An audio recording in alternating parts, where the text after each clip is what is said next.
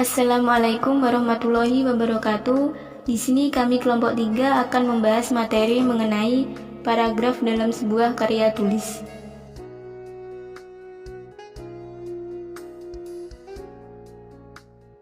Sebelumnya perkenalkan nama anggota kelompok 3. Yang pertama, Alfirda Nanda Salsabila dengan NIM 1263102110001. Kemudian Nadia Ayu Rizky dengan NIM 1263102110018. Kemudian Sabila Rosyad dengan NIM 1263102110024. Selanjutnya Lutfi Husnul Jannah dengan NIM 1263102110014. Yang terakhir Lutfiyah Nuraudatul Jannah dengan NIM 1263102110015.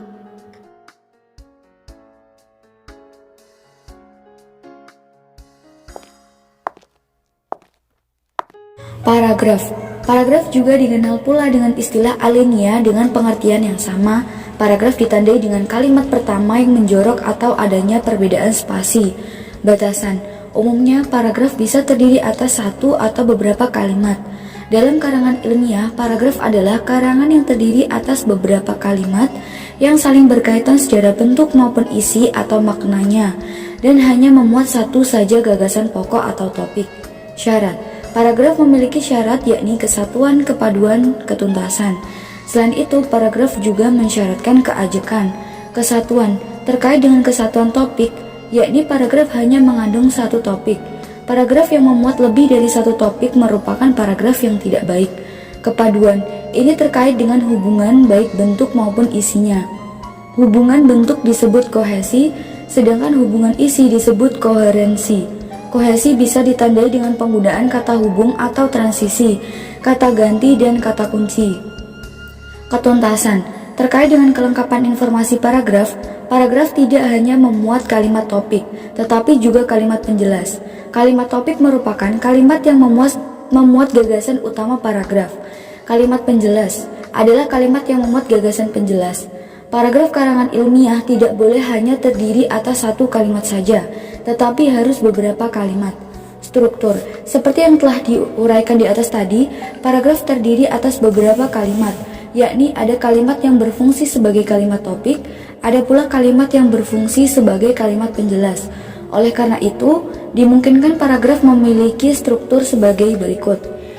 Yang pertama yaitu terdiri dari satu kalimat topik dan 4 kalimat penjelas. Yang kedua, terdiri dari 4 kalimat penjelas dan 1 kalimat topik. Dan yang ketiga, yakni terdapat 2 kalimat topik dan 3 kalimat penjelas.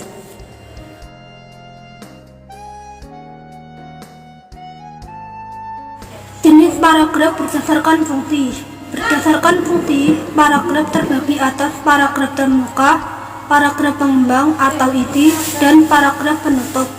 Paragraf pendahuluan yaitu 1. Menarik perhatian pembaca terhadap tulisan yang akan disajikan. 2. Memberikan harapan kepada pembaca.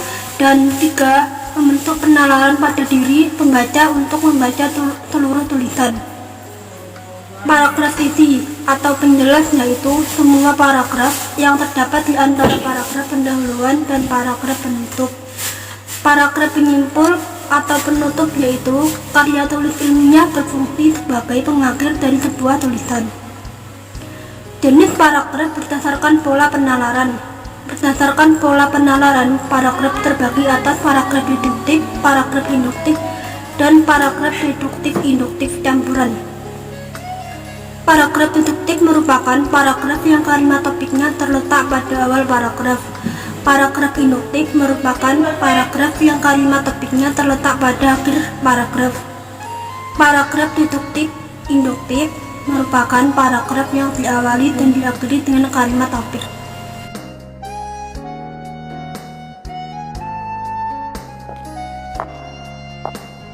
Materi yang terakhir ialah paragraf berdasarkan teknik pengembangan. Untuk mengembangkan kalimat topik ini dapat dilakukan dengan cara menulis kalimat-kalimat penjelas yang dapat menyatakan berbagai hal, apakah contoh, definisi, pembandingan, dan sebagainya.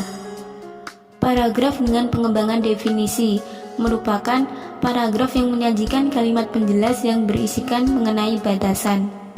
Kemudian, paragraf dengan pengembangan pembandingan, yakni paragraf dengan pengembangan pembandingan yang menyajikan kalimat penjelas serta berisikan pembandingan seperti persamaan dan perbedaan.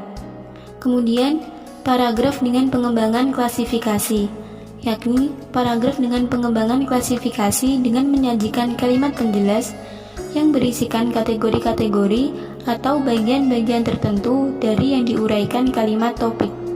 Kemudian, paragraf dengan pengembangan analogi, yakni paragraf dengan pengembangan analogi menyajikan kalimat penjelas yang berisikan analogi atas kalimat topik. Yang terakhir, paragraf dengan pengembangan sebab akibat, yakni paragraf yang menyajikan kalimat penjelas yang berisikan akibat atas pertanyaan sebab yang dimuat dalam topik. Materi terakhir, paragraf berdasarkan corak. Berdasarkan corak, paragraf dapat dibedakan atas paragraf eksposisi atau paparan, deskripsi atau pemberian, argumentasi atau bahasan, dan narasi atau kisahan. Yang pertama, paragraf eksposisi atau paparan adalah paragraf yang memaparkan informasi umum mengenai sesuatu. Jenis tulisan ini biasanya disajikan dengan sudut pandang kelogisan. Yang kedua, paragraf deskripsi atau pemberian. Paragraf ini menggambarkan suatu objek yang dapat diindra oleh mata. Oleh karena itu, di dalamnya dilukiskan mengenai bentuk, rupa, warna, dan benda-benda. Tulisan ini menggunakan sudut pandang tempat sehingga penjelasan dikaitkan dengan posisi-posisi tertentu. Kemudian, paragraf argumentasi atau bahasan, yaitu paragraf yang membahas suatu objek berdasarkan fakta yang ada dan untuk memberikan keyakinan pada pembaca. Sudut pandang yang digunakan ialah sudut pandang kelogisan. Yang terakhir, paragraf narasi. Paragraf narasi merupakan paragraf yang mengisahkan cerita tentang manusia. Sudut pandang yang digunakan adalah kewaktuan atau kronologis. Jenis tulisan ini biasanya tidak digunakan dalam karya tulis ilmiah.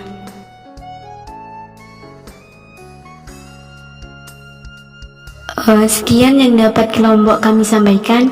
Apabila ada salah kata, kami mohon maaf dan izin untuk undur diri. Wassalamualaikum warahmatullahi wabarakatuh.